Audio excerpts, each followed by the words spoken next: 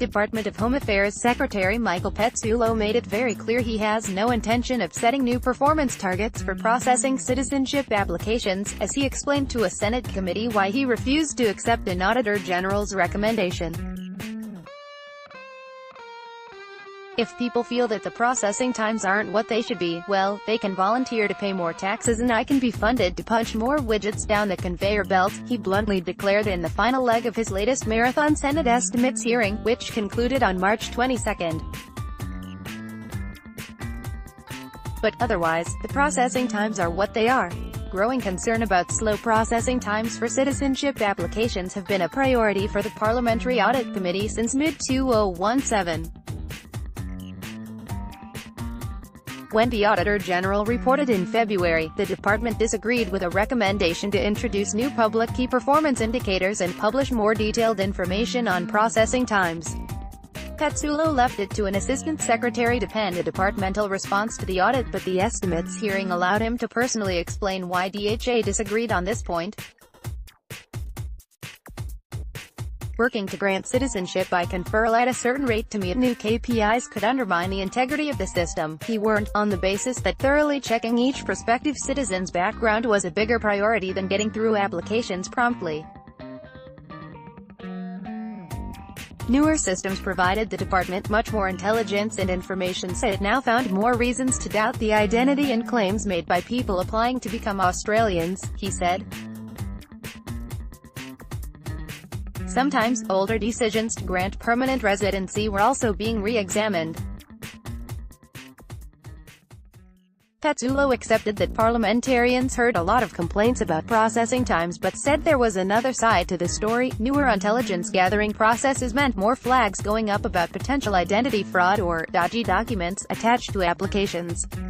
They probably don't draw that to your attention, he told the senators. So yes, I understand the pressure that members of the House of Representatives and members of the Senate are under when so-called client satisfaction issues arise. But equally, this parliament would be just as seized if someone who was granted citizenship on the thinner scrutiny and checking that we did prior to 2014, subsequently engaged in violent crimes or a mass murder terrorist attack. I'd be sitting before you being absolutely flayed for other reasons. The Secretary made sure to affirm his respect for the Auditor General's independence and right to put a view, but said that did not mean the parliamentary officeholder was infallible, or that departments were not allowed to disagree. If there's a different way to speak to the outcomes whereby we can quantify security and integrity outcomes along with processing times and client satisfaction, if someone can write that algorithm for me, I'd be delighted to put that KPI in place, he continued. My higher duty is to ensure that no one who's going to be a threat to our country gets a visa or citizenship.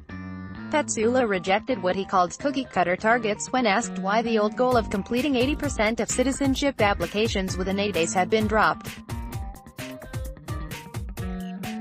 It drives perverse behavior whereby officers, in order to meet their target towards the end of a program year, you're starting to get citizenship grants, sometimes, frankly, out of a cereal box, he said. It's not appropriate.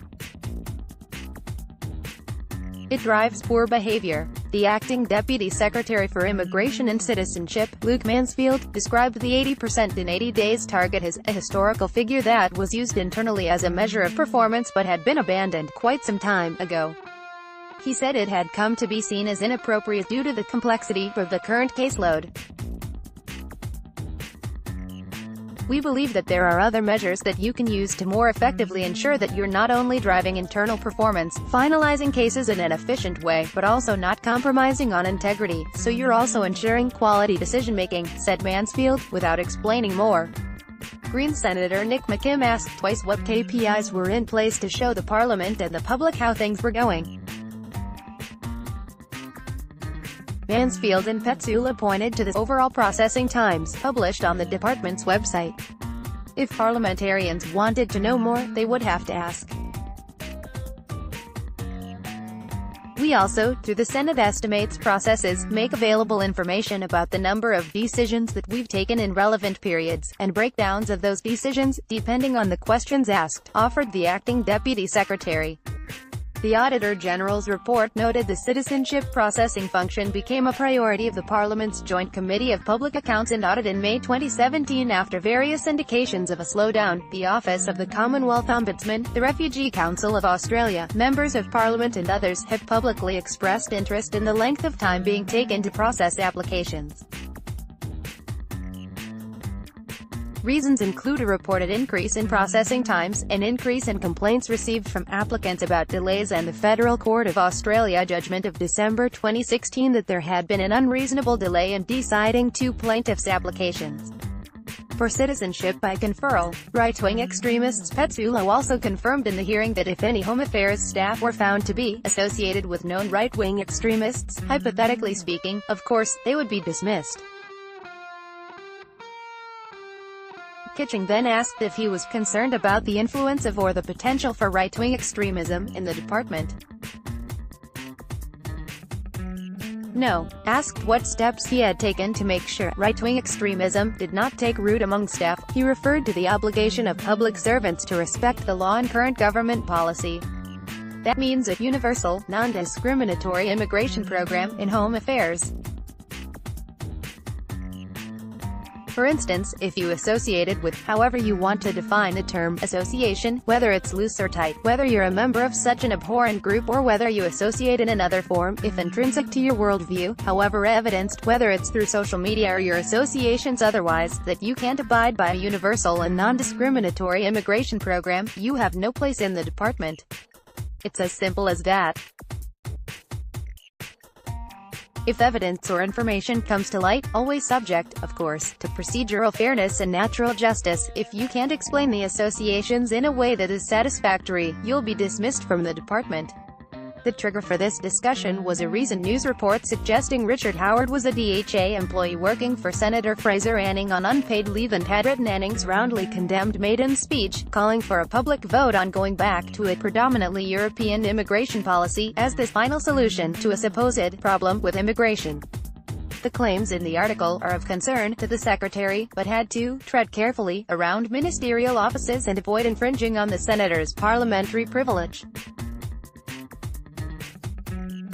If it's the case that I can't look into a matter that has been undertaken in a privileged fashion, that is to say by a member of staff working for a senator, I will do everything within my power to look at ancillary associations that I can look into. The DHA chief added that he and other senior executives had aimed to send a powerful message in relation to extremist right-wing views in their Harmony Day missive to staff. The Secretary was not willing to particularize what sort of action he would take in relation to this report, or even confirm Howard really was on unpaid leave from DHA, but said the department's leaders had made it clear that extremists of any description would not be tolerated.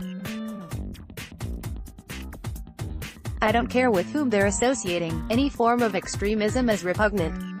Any association with groups that vilify minorities and either normalize or insensitivize violence is completely abhorrent. Our duty is to uphold law, and that includes laws in relation to violence, murder and the like. You will not be working in my department if you hold those views. Pezzullo explained such views might threaten a public servant's security clearance, and the separate employment suitability clearance required to work at Home Affairs, but parliamentary privilege was a significant barrier. Just speaking in general terms, it's hard to see how the secretary of a department can look into the activities of someone who is on leave from that department who's working in the service of a senator, he said. I want to give you a very general answer. As I said earlier, if there's other ancillary information that isn't potentially affected by such questions of privilege that might have a bearing on any officer's employment, such as would void their clearance or void their employment suitability, those are the two tools that I have available to me. I can assure you that it would not be the case that the department would be tardy in turfing them out. I can give you absolute assurance, subject to due process and natural justice.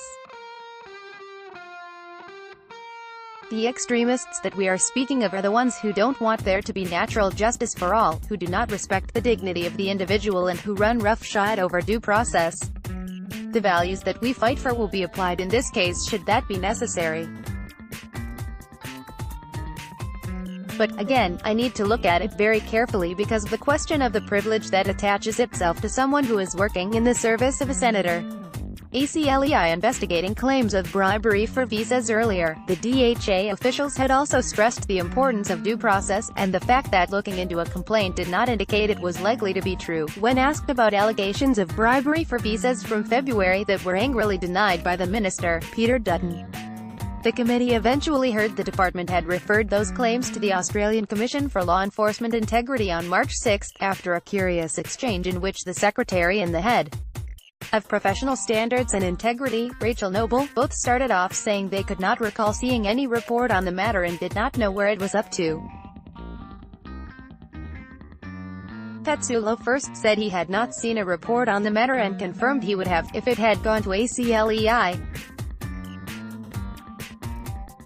Mansfield said it was still under ongoing review within the department, which later appeared to be incorrect since it had already gone to the Integrity Commissioner. Noble then suggested DHA may have already referred it to ACLEI, and offered to take a question on notice. Despite their foggy memories, Pezzullo and Noble were clear and unified on one view: the bar is quite low for this kind of referral, they argued.